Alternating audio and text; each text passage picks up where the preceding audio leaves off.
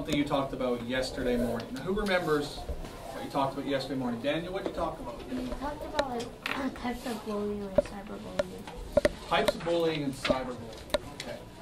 Well, how many of you know what a bully looks like? Can you tell me what a bully looks like? Maybe tough. Tough? Sometimes normal. Sometimes normal people. That's a good answer, yeah?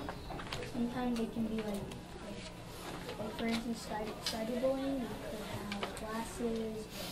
We really don't know for cyberbullying, right? Do you think I'm a bully? Look at me. Honestly, do you think I look like a bully? Some people who said yes. You said yes? Okay. Anybody think? No, absolutely not. MrHarding, the teacher, cannot be a bully. You can be. Could be, right? In fact, when I was your age, 5th grade and 6th grade, I was a bully. I was never bullied as a kid. I was always really good at sports. I was the tough guy. I was very popular in school. Everybody liked me. Everybody wanted to be my friend. Everybody wanted to hang around with me. But it wasn't because I was such a nice guy. It was because I was one of the leaders of a group of bullies.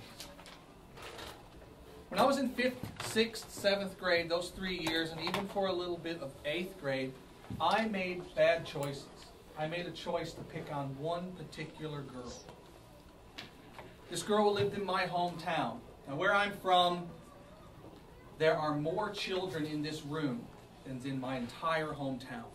My hometown is very small. So there are more kids right here than in my hometown. There were 3 of us that went to the same school. That's it. That's all the people were my age. And one of them was a girl who was a little different than everybody else. She was really big. She wasn't what you would call really pretty. And she loved to eat chocolate. She always got chocolate all over her face. And she was just one of those people that looked and acted different than anybody else. And I caught on to that. And so I made a decision that I was going to pick on this girl every day for 3 years.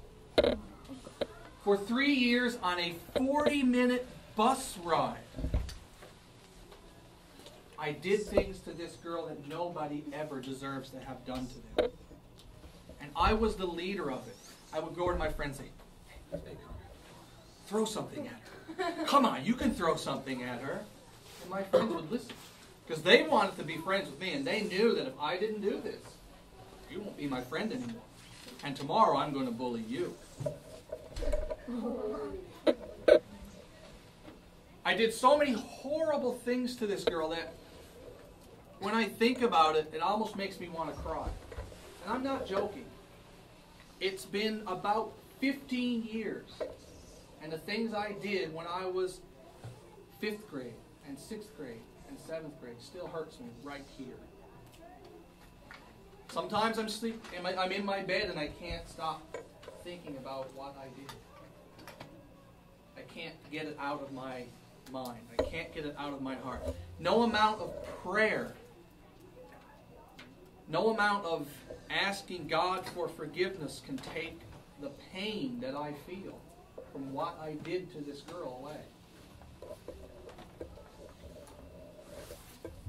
You can get rid of the physical scars. They can go away. And you know, I've got injuries from sports that I played, and they go away.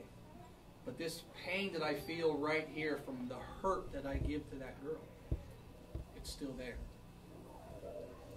It's been over 20 years now since I did that. And I still think about it. I have a child, a small boy, he's 18 months old, and I think about, I don't know if I'm the right example for my son because of what I did. And I pray every night that he never does what I did. I'm not going to tell you the mean things that I did because it's that mean. It should not be repeated or said in the classroom. That's how bad it was. You have no idea. I've never seen anything close in GSIS done to a person what I did.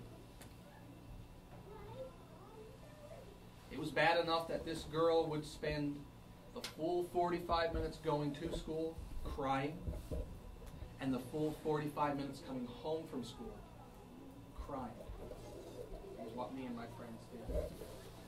I was the bully. I was the leader. I started it, and I kept it going. It tears me up right here.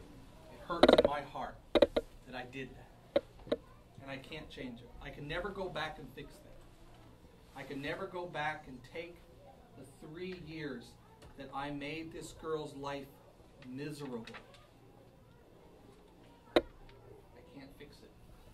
Her life was miserable for a long time because of me. And I can never change it. The damage was done. Now, I had a choice. I could have stopped it, and I bet if I had stopped it, my friends would have stopped it. But I decided not to. Now, there was a time when I got around 8th or 9th grade where I made a choice. I'm not going to be the leader of it anymore. Where I chose, I'm going to stop picking on her. I said, that's enough. I'm not going to do it. But you know what I didn't do? I didn't stop my friends from hurting the girl. My friends continued to throw things at this girl on the bus, to hit her, to kick her, to spit on her, to throw food at her, rotten milk. You think it's funny. It's not funny at all. We would do these sorts of things. My friends would do it, and I didn't want to stop them because I wanted to be friends with them. I wanted to be part of that group, and so I didn't stop it. So for grades 8 and 9 and 10 and even some of 11 and 12, I sat down and watched my friends pick on this girl, and I did nothing about it. Yes, I wasn't doing it anymore, but I wasn't stopping it. I wasn't helping this girl. And that hurts here too, because I could have stopped it. Because I was a popular guy. I was good at sports. Everybody wanted to be my friend. And now when I think about it, I could have said, hey, that's not cool. Let's stop it. And I think they would have listened to me. But I didn't want to stop it. It was funny. I found it funny. I didn't do it, but I found it funny. It was funny for me to sit down on the bus and watch this girl get picked on all the time. I laughed. I encouraged my friends. Hey, keep doing it. Go, go, go. But I didn't stop it. Now, I'm very thankful because one of the themes in the middle school were students who actually ended their life because they couldn't handle the bullying. This girl's still alive. This girl has made a good life for herself, and I'm very thankful that she has done that. But I can't fix what I did. I ruined her life for 6th, 7th, 8th grade, 9th grade, 10th grade, 11th grade, and part of 12th grade. 7 terrible years for that girl, and it's my fault. I can't fix it. Can't go back and change it. I lose sleep because of it. I lie in my bed and I can't stop thinking about, my goodness, what did I do? And you kids your age, you have an opportunity right now. If you're someone who is bullying somebody, you don't even think about it. But I guarantee you, in 10 or 15 or 20 years, you'll feel my pain. You'll understand what it's like to be the source of so much trouble. Or if you're a bystander, if you're just watching somebody be bullied, this is your chance to say, that's enough. This is going to stop. I wish I did that. I wish somebody had came to me when I was in 5th and 6th grade and said, hey, this is going to hurt you later. This will damage you later. This will hurt right here later. But no one did. And now I have to live with it. One thing this summer, I went home and I had my son with me. I was at a place called Tim Hortons. Anybody who's been to Canada, you know what Tim Hortons is, right? Right. I was sitting down with some friends. My son was on one side, my wife was on the other side, and over walks this person and she taps me on the shoulder and says, "Hey, your son's really beautiful. Wow. You've got a beautiful wife. You have a beautiful family.